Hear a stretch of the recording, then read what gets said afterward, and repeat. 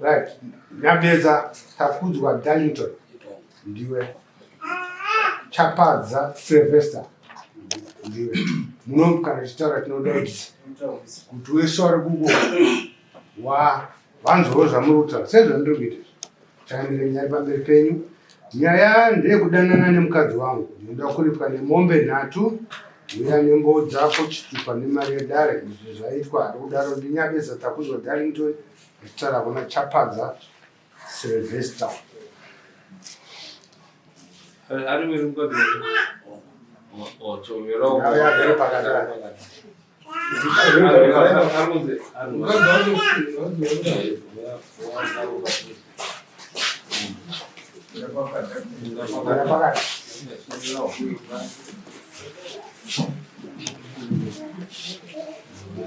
Ahora tiene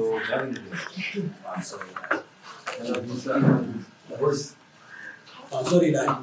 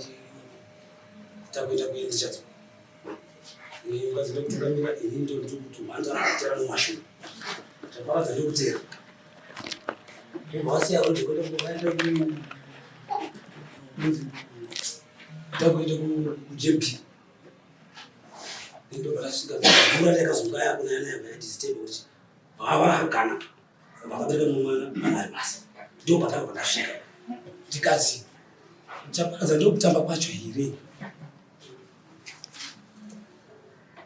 But also munhu wangu haasi pakanganisa. Ndishuwa kuti tinaye ndishuwa yangu wangu takanganisa. Saka ndichaita kuti ndidini ndikuripe 30% dzorasika chini. Mwedzi wega. Wow. Ndikasaka no. Tinoyotunga timutorana papi. Right. It's okay. Akuzudza kazi. Kazi zvishwa iwe unachaparadza pana chakamboitika here. Kazi akazvishwa iwe unachaparadza zvishwa yana. Takatombosanga takatatu. Isa nova eka ni.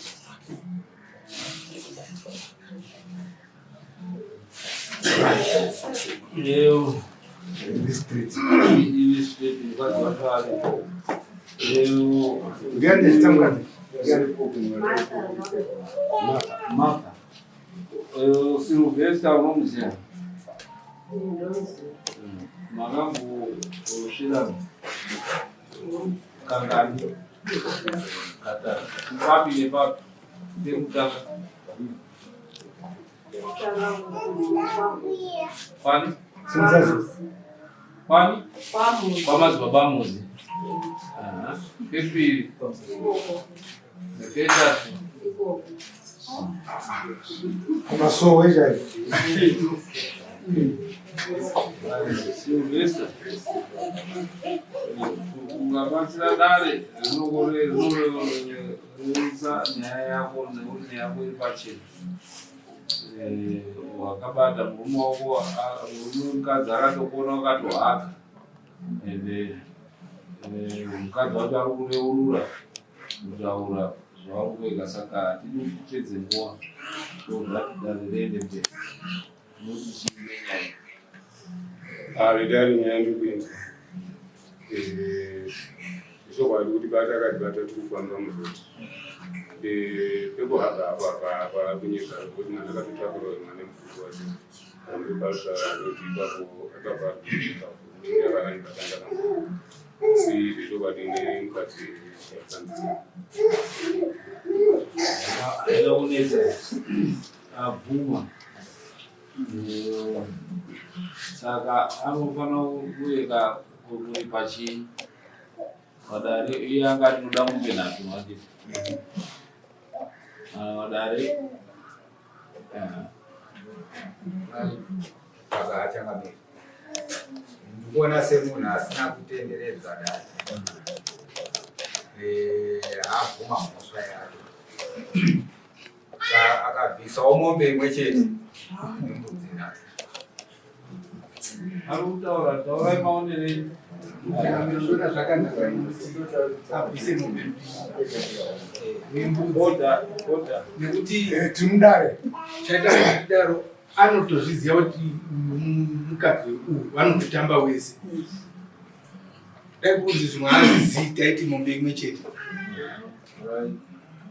pamusoro inini ndikuona kuti murume uyoyo mutongo wataurwa nemurume uyu wakakodzei nekuti uyu aizviziva kuti uyu mukadzi uyu aimuteerera teerera umwe murume anofanira kubvisa mombe nhatu obvisa mombe yekuripa mambo kuti mudunhu menyu handidi kuzviona imwe mombe inoenda kwamambo anochinyiwa vanhu sei vachitemba kuti ndine pfuma nyenga mukadzi wemunhu waanoziviwa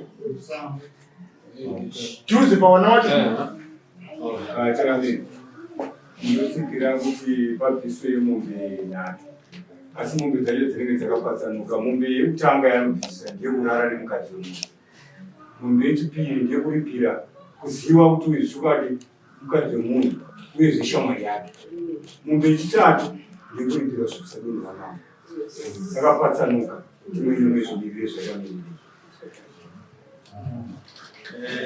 kamambo chokwadi semamirira zvakaita semunhu asina kutenderedza dare zvanga zvakarungwa nemunhu. Saka zvinoona semombe mbiri kana zvakakodzera kuti senyaya yacho mamira zvakaita ngaite mombe mbiri si umwe yochenda kudare kana kuti mbudzi nhatu kudare. madzimai uko akazviri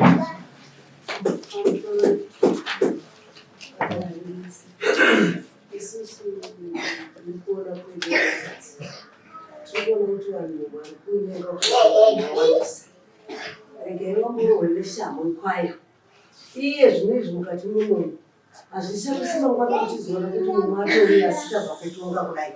Saka dimuruwe ngabhadhare mombe nhatu idzodzo adherera muwake zvizoreva. asi vanhu vari kuita nani vari kuita nani Munhu wacho wakazewa ndikumane dai kuti wakazewa ndisa ndakunyanyisanya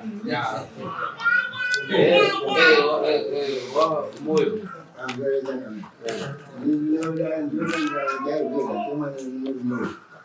Kuti ndinobaka muona ni mukadzi wako yakaaga mukadzi handianzara tomboguma ndobva ndokubhadhara tochidhera saka kuya kuti muripo wese akaugamuchira ngaaripe zvakadai somatauri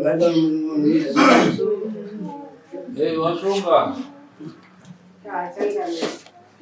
mutongo yoyo wakanaka nekuti nyanya dziri kuwanda vakadzi vacho havachanyari havachazvibati kuti vakadzi vanhu varume havachazivi kuti ndide kumba kwangu ivoyo mushamo ivoyo kwangu wauya nekuti mombe mbiri dziri kuenda kwamambo kana kuti nhatu ngadziende kumuridzi wadzo wemukadzi wani unoenda kwamambo nekuti kwakutoiswa mune dzekunzi akomakone chihure ndotoro vanhu zvokuti chihure ichocho wadhonyara nacho kuti kana watoendeswa kwamambo wobva wamudzosera murume makotsi ake kumangara kwaita dare womupa zvese nekuti tiri kutonyara nyara chaiko yaikuitika ndoya munge dzechihure chevanhu vari varume wavo mumba chevanhu vari vakadzi wavo mumba zvinyazi chaimo Asi wakunyanya urapa chii?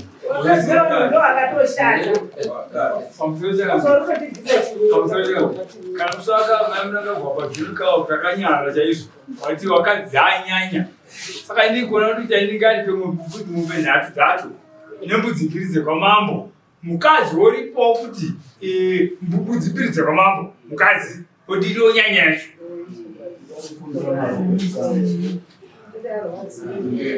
Changabe ini ndoda kupinda mvumo kuti murume akazodzora kwazvo akakudza mutemo. Dai ari mumwe murume akatora demo akatema baba kana kuti dai kutaura kuti kuita nhasi ari kuti akatorapa mukadzi. Saka ndiri kumutenda murume uyu kuti akagona kuzvibata kana kusvikira pari nhasi. Mutongo wake watotaura ndosaka akarutadza kutaura mudare pekutanga akabatikana mwana uyu. Ndiri kutoti inini imba iyi kuti isaputsike babawo vasazoite futi zvawakaita. Hapana chinodzorerwa shamwa haidumburwi. Ngabvise mombe nhatu yechina yamambo. Waitirana futi zvinhu zvavo pasovera Mwari.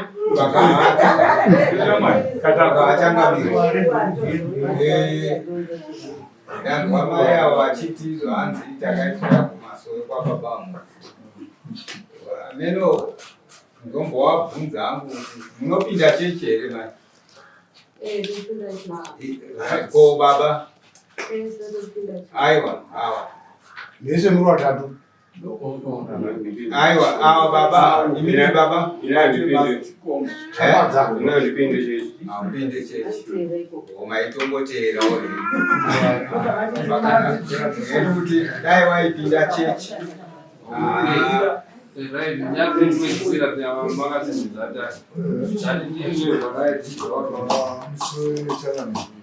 Ndinotoona panga mutongo uya wakareruka chaizvo. Zvozi kana zvakutaurwa zvitaurwa kunzi amene masenema awataura asi kwamakona akutanai mvura kwakati kuita mashura nezvirakidzo wanyadzisira dunhu imi mambo makona kuti zvakadai zviitike. Dai uyu murume uyu ane hasha dai ndandiri nini ndaitora mukadzi wangu ndoenda kuona tezvara kana dai ane vabereki varume kuti zvaita mwana wenyu izvi munoti kudii pamakachadzwa pfuma yasika apedzawo vanozobvunza here pfuma kune munhu. Indi kuti mombe nhati idzodzo ngadzitopamidzirwa kuti uya asazozvito pamwe wana kutowanisa kudzeneya chitori nani uchagutsikana here kuti mukadzi iwe ndiwe kutanga kuti kusangana nemunhu uye achingosapota wana wasiri wake mumba. Wana wakafanana naye. Inodzera.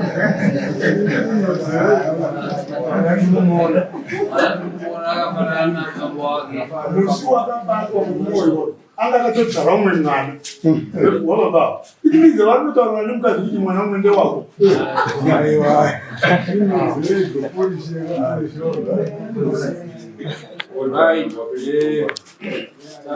Zaona kuti wakakanganisa uye hauna kunetsa dare. Waguma unotaura Ndotaura kuti sofa izvi kuti handisi status yangu pachizvezvi. Ndinozoziva kuti ndogona tiri vatatu tigone kunotestwa kuti takamira sei. Okay. Uenda murituka ngwedo. Ngati iyo kuenda semudzimai kana uine fungidziro kuti pamupane chirwere moenda muri furu semhuri kana chazo mavanga muine chirwere ndo pamunozonga yanyaya yekuti akati inozoteswawo chirwere kuti kana ainacho otouripirai ipa handiti. Saka dare raona kuti wakakanganisa uye rugare rwevanhu wakaita katatu. Saka ndongoti patatu ipapo pashamwimwe ndobvisa mombe then kuno kudare wobvisa mbudzi nhatu dzekunyangadza dare uchiita masango zvisingabvumirwi nenyika ino yekwamakono. Vanhu vano vakutotaura nenhau dzemvura, vakutotaura nhau dzemasosove, vakutotaura zvinhu zvakawanda wanda. Saka unozvibvisa rini? Ndachikumbira nguva yekuti kusvika kana August kana iri mari inenge iri 1,050, 350 pamombe, 350, 1,050.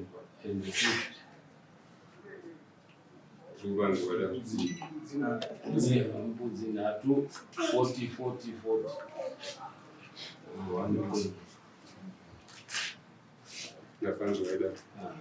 Saka wandi muna August wacho unodzibvisa sei? Kana iri mari unoibvisa sei?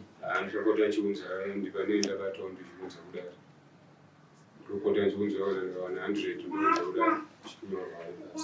Saka tokuti kani date rako rawanga uchipedza August 30. Okay.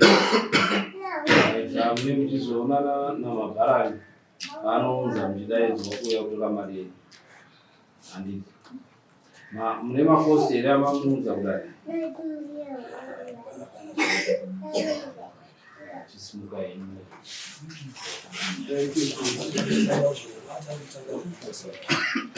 tamuti hanzi yese yakasii 30 ndienda bvisa zvese. Kana asina kuzobvisa ndopatinozomutora zvinhu zvakakwana. Asina kupedza satomba kuti apedze kubhadhara August 30.